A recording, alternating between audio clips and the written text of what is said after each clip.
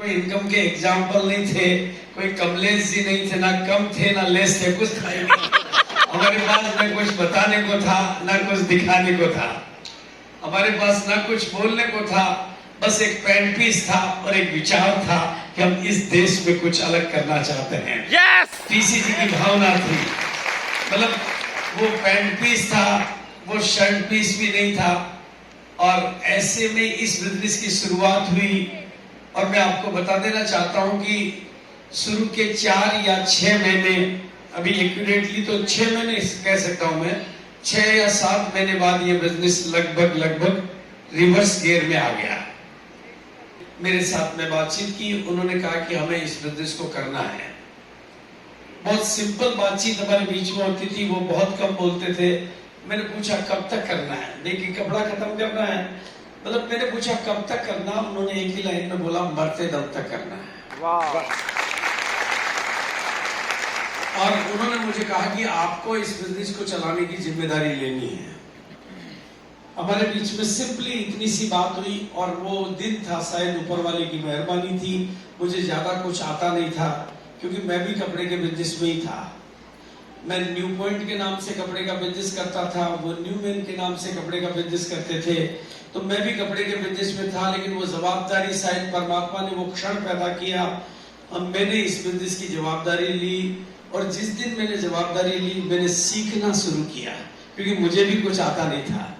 मैंने किताबें पढ़ना शुरू किया, मैंने ट्रेनिंग अटेंड करना शुरू किया, और सबसे बड़ी बात है मैंने कंपनी को चलाने की जिम्मेदारी ली। ये बहुत बड़ी बात थी।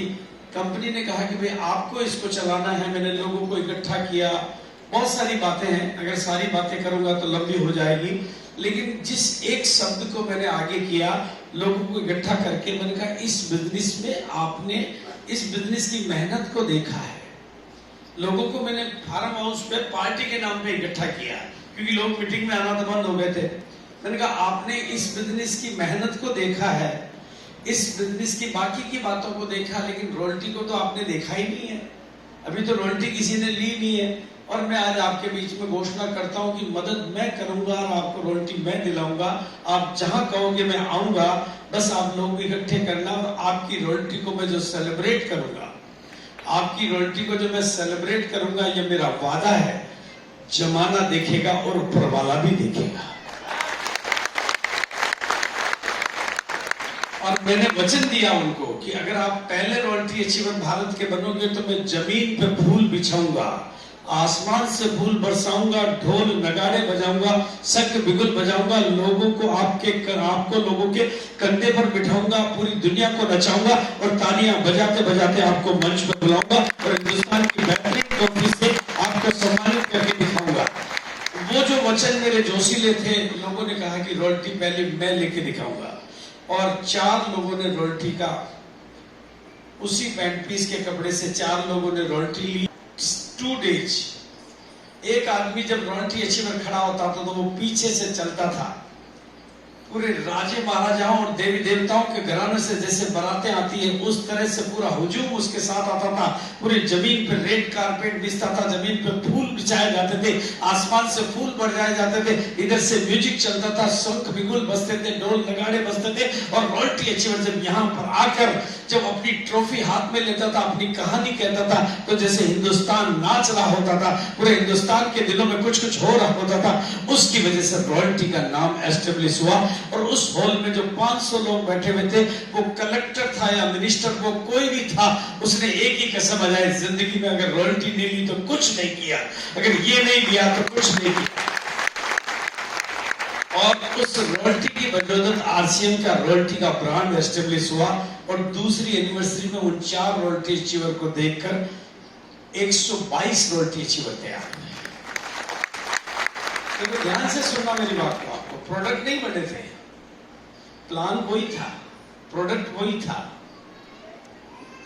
पैंट के साथ शर्ट आ गई थी, प्लान वही था, प्रोडक्ट वही था, कंपनी वही था, लेकिन प्रमोशन बदल गया था। रॉयल्टी का प्रमोशन मैंने इस तरह से किया कि लोगों को समझ में आएगी अगर जिंदगी में रॉयल्टी नहीं ली तो जिंदगी में कुछ किया ही नहीं। ऐसा मान तो मैं कुछ कलेक्टर बन जाऊं तो नहीं मिलता है, लेकिन रॉयल्टी अचीवर को मिलता है। और बिल्कुल वो रॉयल्टी और फिर जो उसकी वजह से प्रोग्राम जो हुआ जयपुर के बिरला ऑडिटोरियम में 2nd एनिवर्सरी, वो कम लोगों का नहीं हुआ। अब वो 2500 लोग, चीजें बढ़ी तो लीडर भी तैयार हुए, इनकम भी आने लगी, मीटिंगें भी होने लगी, इससे बिजनेस भी चलने लगा, तो इनकम के एग्जाम्पल बढ़ने लगे, रॉयल्टी की संख्या बढ़ने लगी, लीडर तैयार होने लगे। 4थी एनिवर्सरी होते होते इस बिजनेस का 4थी एनिवर्सरी का प्रोग्राम ताल कटोरा स्टेडियम दिल्ली में हुआ, और दिल्ली के उस ताल कटोरा स्टेडियम तक आरसीएम का पहला करोड़पति मिस्टर मुकेश कोठारी। मेरे जिम्मे यही काम था लोगों को करोड़पति बनाने का, और हमने एक एग्जाम्पल तैयार कर दिया था। और एक एग्जाम्पल जब ताल कटोरा स्टेडियम में था और हिंदुस्तान सामने था, तो पूरे हिंदुस्तान को एक बात तो समझ में आ गई कि 3 जोड़ी पैंट, उस समय तक पैंट और शर्ट हो चुकी, 3 जोड़ी पैंट और 3 जोड़ी शर्ट का ये कपड़ा खरीद कर जो बिजनेस का सिस्टम मिलता है, उससे एक आम आदमी करोड़पति बन सकता है। अगर ये बन सकता है तो मैं क्यों नहीं बन सकता? अगर इसके साथ हो सकता है तो मेरे साथ क्यों नहीं हो सकता? और हिंदुस्तान जाग उठा। क्या आज आप गलती से आया है, प्यार से आया है, कोई पकड़ कर लाया है, जबरदस्ती आया है, पहली बार आया है, निराश होके आया है, थका हुआ आया है, टूटा हुआ आया है, कामयाबी सबको मिलनी चाहिए।